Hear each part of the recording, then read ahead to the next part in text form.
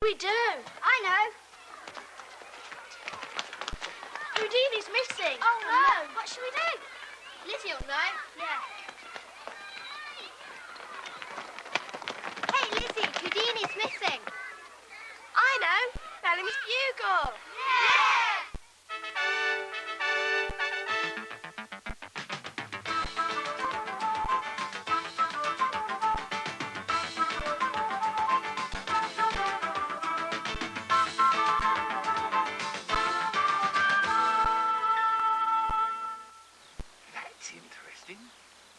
David? David? Oh. Alex, look at this. That's an Asian forget-me-not I found in the garden. There's no time for that now, David. There's a crisis in Nottinghamshire, and they need your help. A crisis? What happened? I've had a call from Cropwell Primary School. Houdini's gone missing. They've sent you an FOS. Now, hang on a minute. A primary school with a crisis because Houdini, whoever he is, has been lost, and they've sent me an SOS? Not an SOS, David. An FOS. Find our snake. So Houdini's a snake? How exciting! It's serious, David. So Houdini could be a giant anaconda, or a diamond-backed rattler, or even the dreaded gaboon viper.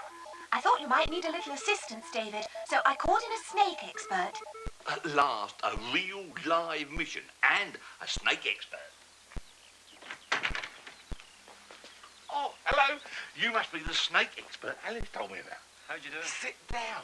You see, I've got to go on a very dangerous, well, it could be dangerous mission because the snake called Houdini's escaped and I've been asked to go and help catch him. So can you give me a few tips, you know, what I shouldn't, especially what I shouldn't do?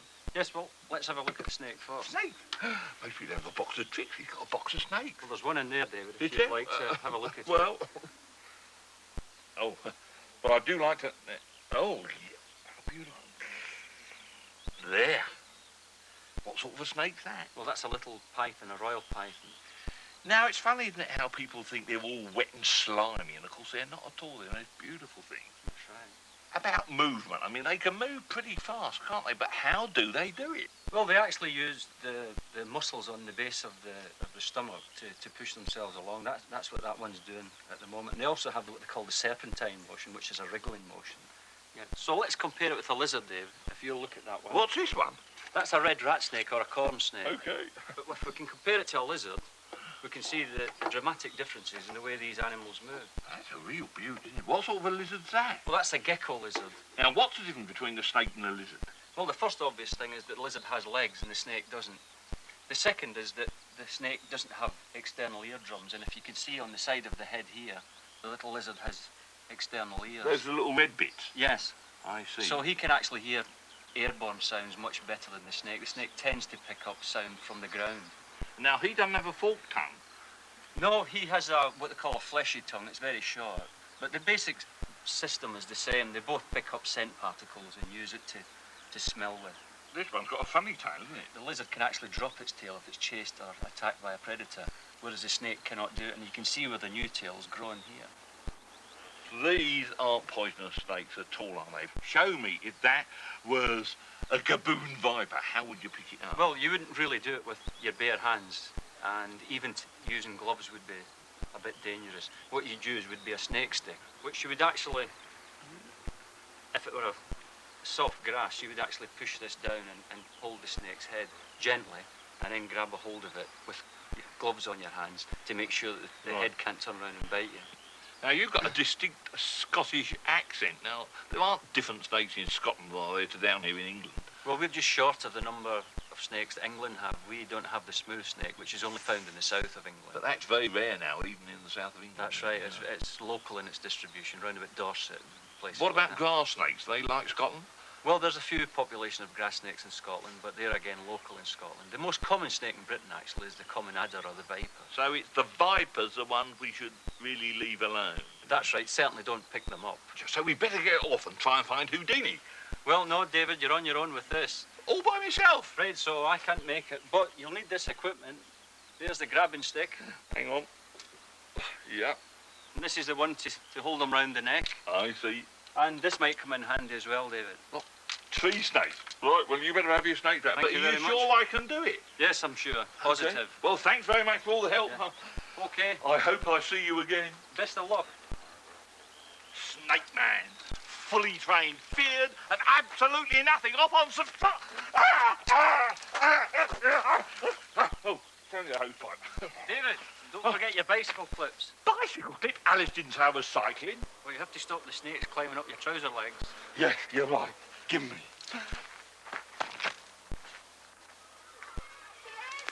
Hello. Hello. Now have I come to the right place? Is this darkest Cropwell Bishop? Yes. Well, I'm fully trained. It doesn't matter whether it's the biggest or the most venomous snake in the world. I've got me collecting gear, so lead me to Houdini. Now, careful, girl. Shh. Now, I've got all my gear and my cycle clips on, so Houdini can't zoom up me trouser leg. But what an amazing room. What are you all doing? Getting ready for the holiday. For the holiday? But here, I think I found Houdini. Careful. No, not a snake. Super guinea pig. But of all the animals.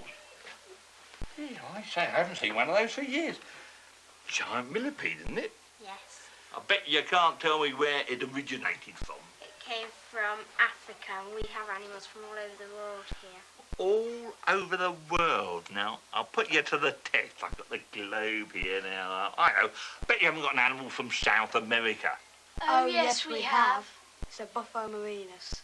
He originated from South America, but we got him from a dealer.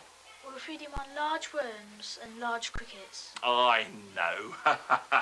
I'll catch you. The Central Indian Ocean. I bet you haven't got an animal from there. Yes, we have. You really have. And there they are. What are they? The hermit crabs. Land hermit crabs. Yeah. And what do you feed that one on? Cucumber, lettuce, and cheese, and that's cuttlefish.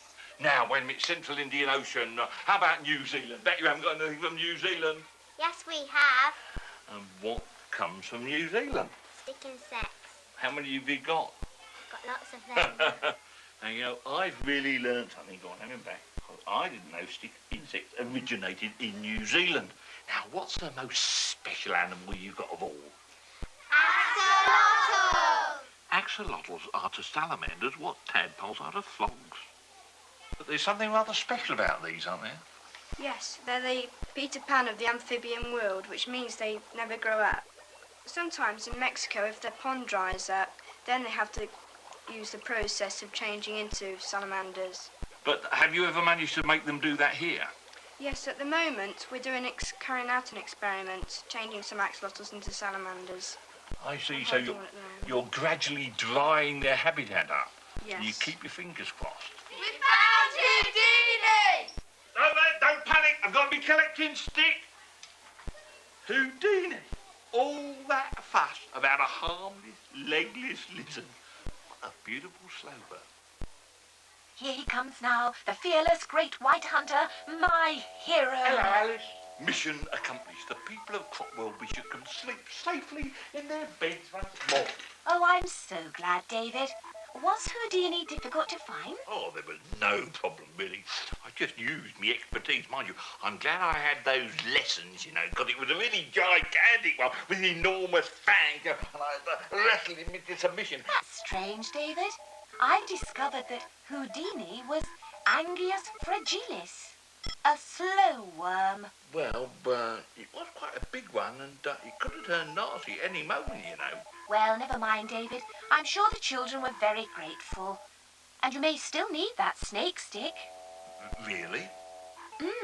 I've just had a call from Roger. He's one snake short, and it's probably in this room. So I said you'd find it for him.